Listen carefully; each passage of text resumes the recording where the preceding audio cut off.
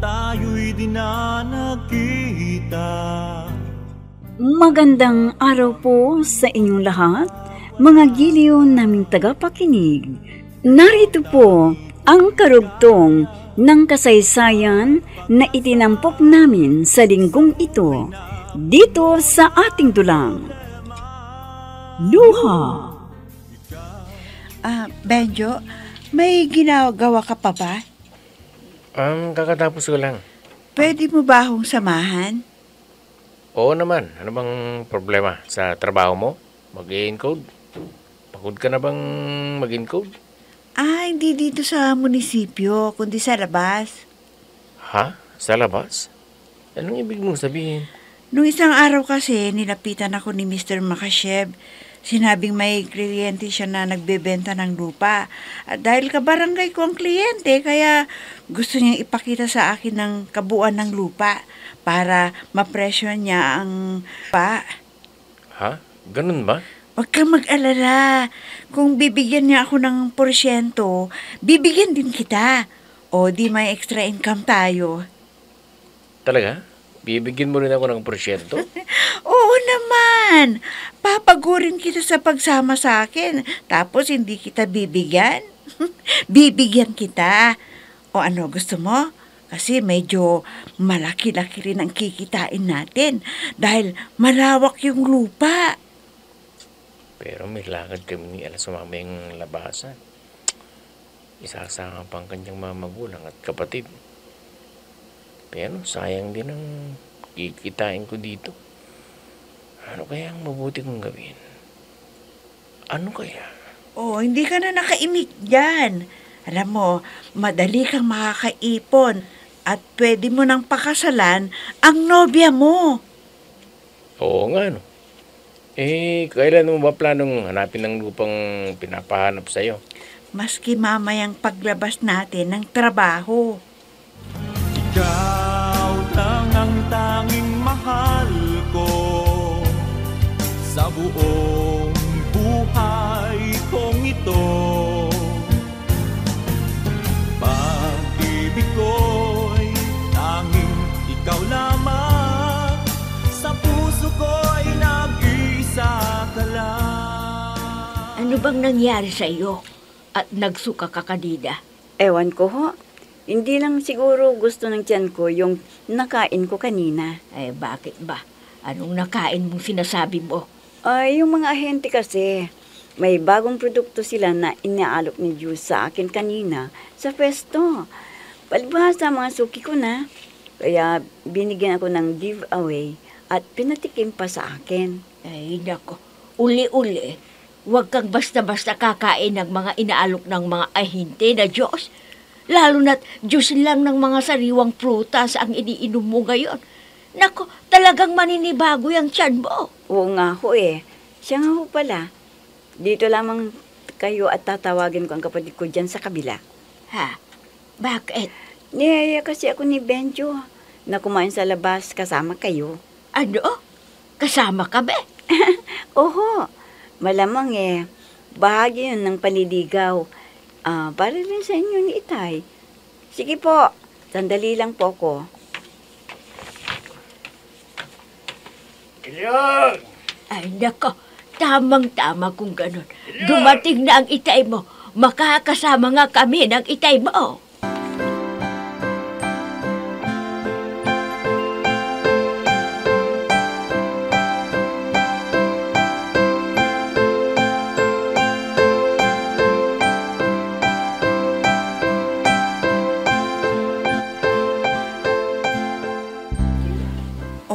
Anong tingin mo sa lawak ng lupa? Hindi ba malaki-laki rin ang komisyon na makukuha natin? Oo nga eh. Pero hindi kaya baratin nila ang ahente? Hindi. Alam mo, mahusay na ahente sa lupa yung si Mr. Makashev.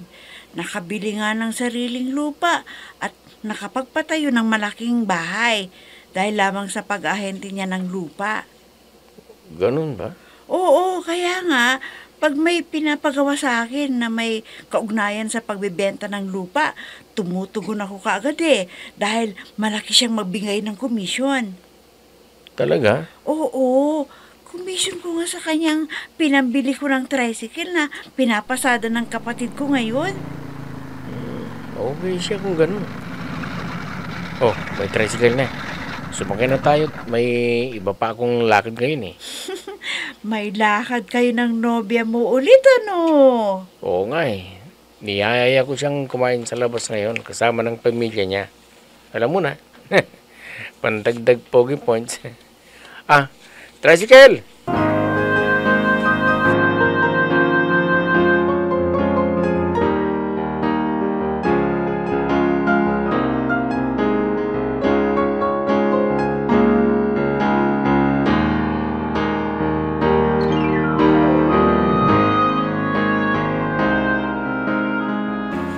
Anak, darating ba talaga ang nobyo mo? Oo naman, siya nga itong nagyaya eh. Bakit hanggang gayon wala pa? Ano bang sabi sa'yo? Hindi po niya ako sinasagot sa mga text ko kasi. Di tawagan mo. Bakit mo pa kasi siya ite-text? Pwede mo naman siyang tawagan para mas mabilis. Nauna ko ng tinawagan, pero nagri-ring lang ang cellphone niya. Siguro busy. Ano, nakapagluto na ba kayo? May pagkain na ba? Hindi pa ako nagluluto. Ano? Bakit? Wala na ba tayong isasayang dyan? Hindi ka na ba nakabili? Yan, sa may tindahan para makapagsaing. Kwan kasi, nagyayaya kasi ang nobyo nitong anak mo. Nobyo ng anak mo, nasaan? Kwan kasi, gusto ni Benjo na kumain tayo sa labas. Bakit kasi kailangan pang kakain tayo sa labas? May bahay ka naman. Ano bang akala niya sa atin? Hindi kumakain? Hindi naman siguro sa ganun. Nako. Gusto lang niya sigurong magpasaya sa inyo. Nako, maliwala ka naman dyan. Baka niluluko ka lamang ng sinasabi mong nobyo mo. Abay, kanina pa. Kuha ka lamang sikmura ako rito magpabili ka na lang ng makakain natin at hindi ko na mati isang gutom ka.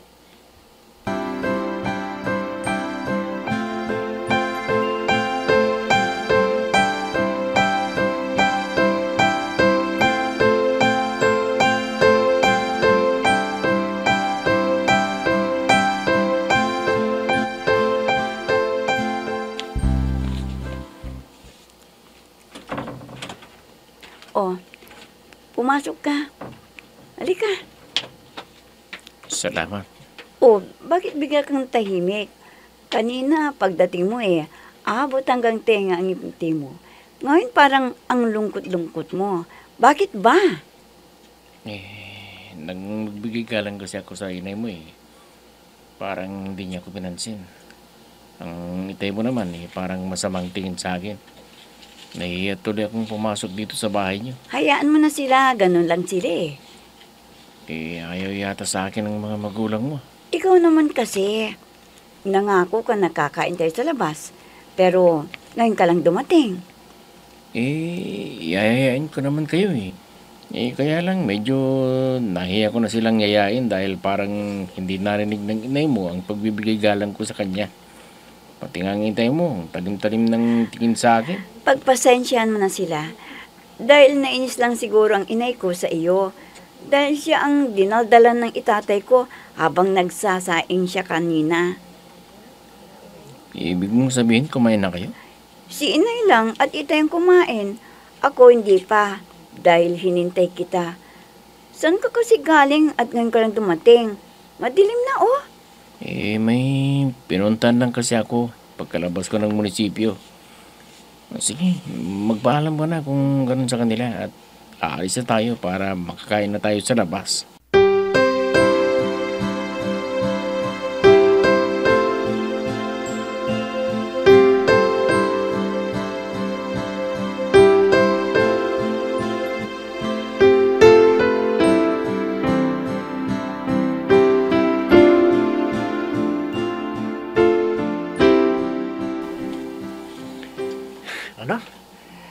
Kauna-unahan mong pagpunta sa bahay bulilyaso pa. Oo nga eh. Kauna-unahan pa man ding pagkikipagharap ko sa kanila nawi pa sa inis nila sa akin. Bakit kasi ganun ang nangyari? Yun nga. Hindi ako kaagad nakarating sa kanila. Ang tatay para ni Elsa agad-agad na kumakain pag uwi galing sa trabaho. Kaya yun. Nagalit nang dumating na wala pang nalulutong pagkain. Ay, nako. Okay sana siyang maghintay ng ilang minuto kung natuloy kayong kumain sa labas, ano? Oo nga eh. Kaya hindi ko naman siya masisisi. Hiyang-hiya tuloy ako. Hindi bale kung hindi nagalit sa'yo yung nobya mo. Hindi naman. Pero nahihiya rin ako sa kanya dahil siyempre nakarinig siya ng hindi maganda mula sa mga magulang niya. Ako, ganito na lang gawin mo sa susunod pareho eh. Huwag mo muna silang ayain kumain sa labas. Kundi dalhin mo ang pagkain sa bahay nila. Kunin mo muna yung loob ng mga magulang ni Elsa. Ha? Anong ibig mong sabihin, pare? Nako, kung nililigawan mo ang anak nila, kailangan ligawan mo rin yung mga magulang niya. Para mahulog din ang loob nila sa'yo. Ngayon, kapag kasal na kayo, hindi ka naman masyadong mag-adjust pa. Ganon yung gawin mo, pare.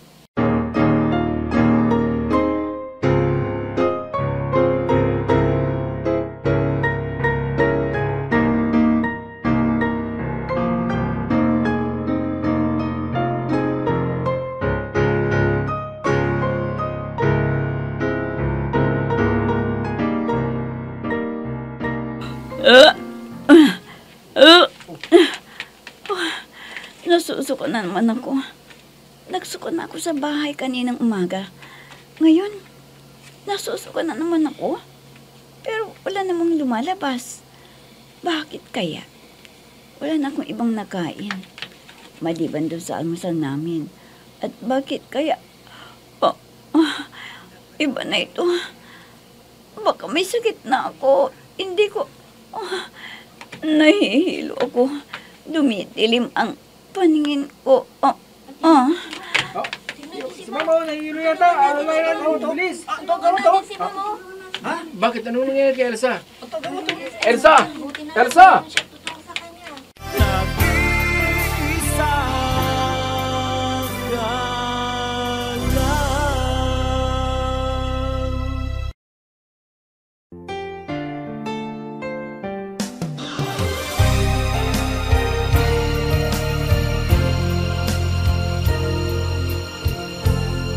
Magmula nang tayo'y di na nagkita, nadama ko. Benjo? Anong ginagawa mo dito? At nasaan ako? Bakit ako naririto sa kwartong ito? Elsa, nabulabog ng mga sales lady mo sa grocery dahil nakita ka nilang natutumba. Mabuti na lamang at nakahawak ka pa kaya naaralayan ka pa nila. Tamang-tama naman na dumating ako kaya agad kitang dinala dito sa ospital. Kumusta ka na? Mister. Doc, kumusta na po ang... Ikaw ba ang asawa ditong si Mrs.? Binabati kita. Magkakaanak na kayo. Ha? At Mrs., reresitahan kita. Kailangang masunod mo ang pag-inom ng mga vitamins na ireresita ko sa'yo para sa kapakanan ninyo mag-ina. Sige. Iiwanan ko muna kayong dalawa. At marami pa kong pasyente na asikasuhin. Narinig mo ang sinabi ng doktor, sweetheart? Magkakanak na raw tayo, kaya kailangang magpakasal tayo kaagad sa lalong madaling panahon.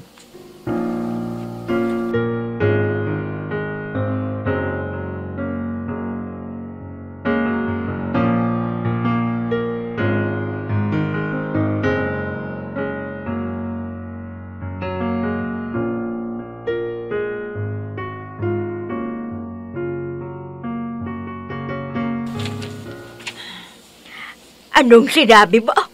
Magpapakasal na kayo ng nobyo mo? Opo, inay. Bakit naman? Abay, napakabilis ng pagpapakasal mo. Akala ko ba, patatapusin mo muna ang kapatid mo sa kanyang pag-aaral Eh bakit ngayon magpapakasal ka na? Kwan kasi inay eh. Ano kasi? Huwag mong sabihing buntis ka. Oh, hindi ka na nakaimik.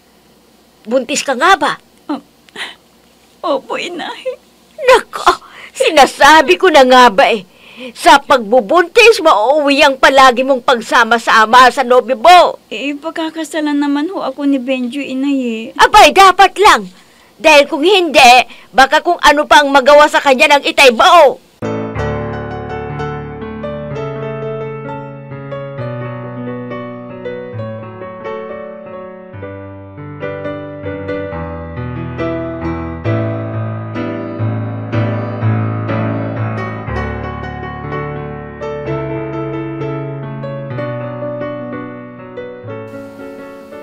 O ano, nasabi mo na ba sa mga magulang mo ang kalagayan mo at ang plano nating pagpapakasal? Oo, kaya lang, kailangan mamanhikan na daw kayo kaagad. Talagang gagawin ko yan. Sa katunayan pinasabihan ko na ng inay ko sa partidos niya at partidos ni Itay para sa pamamanhikan namin. Teka, hindi ka na ba nahihilo? Hindi na. Salamat ha. Salamat? Saan? Sa hindi mo pag-iwan sa akin. Sa hindi mo pagtalikod sa akin sa ganitong kalagayan ko. Oo naman. At bakit naman kita iiwan mahal na mahal kita.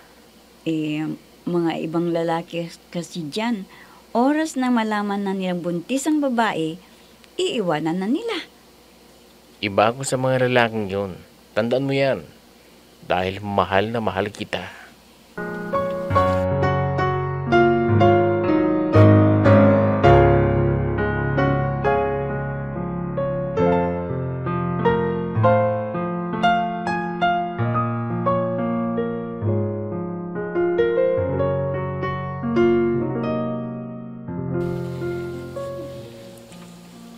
Oh, balita ko nga. Magpapakasal na silang dalawa. Naku, hindi ako pinapansin Dahil nga, pagkakakaan ang binigay ko sa kanya, kaya lamang niya ako kinakausap. Sige, tatry ko. Pero yung pangako mo huwag mong kalimutan. Sige. Ipadala mo na para naman ganahan akong magtrabaho sa pinapagawa mo. Oy, G. Ano ba? Yun. Ikaw pala. Bakit? Naku. Kaya pala hindi mo ko naririnig. Kanina pa kita tinatawag eh. Ha? Sige. Mamaya na lamang tayo mag-usap Bye. Bakit ba? Si Mr. Makashim kasi, kanina pa sa labas. Kanina pa ka raw hinihintay. Sige. Lalabas na ako.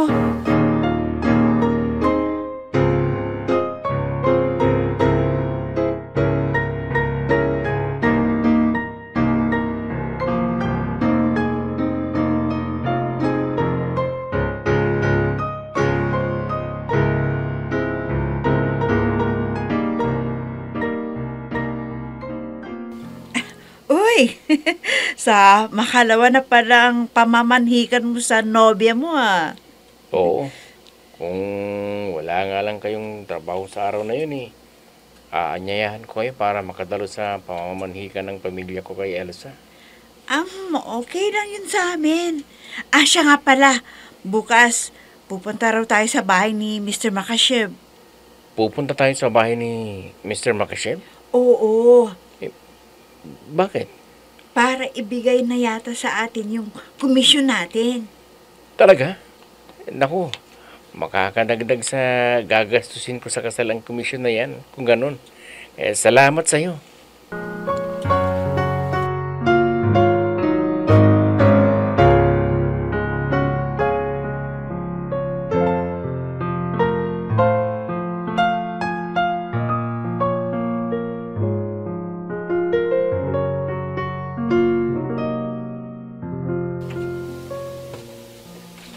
Nasaan na nga bang Angie na yun? Kung sabi, darating ka agad. Mag-iisang oras na, wala pa. Naku, si Elsa tumatawag. Siguradong tatanungin na ako nito kung nasaan na ako. Hello, sweetheart. Sweetheart, naririto na ako sa restaurant. Nasaan ka na? Bakit wala ka pa? Ha? Nag-iisa ka lang.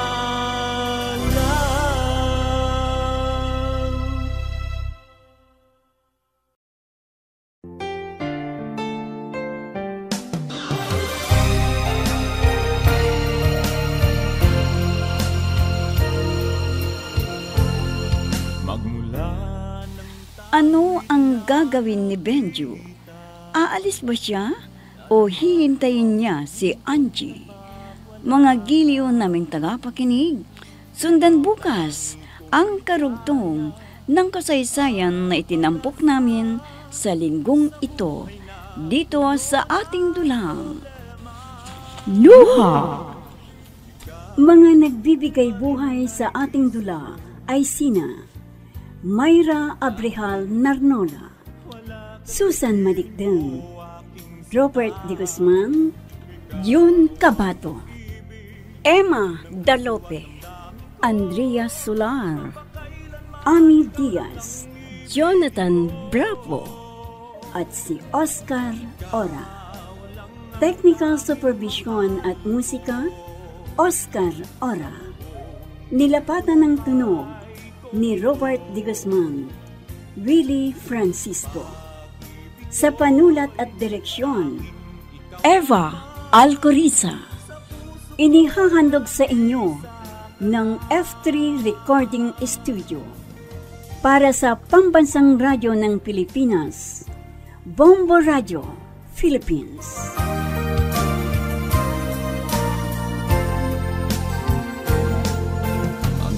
alaala nating di malilimutan, kay sarap ng ating suyuan. Lagi kong natatandaan, maligayang araw nating nagdaan.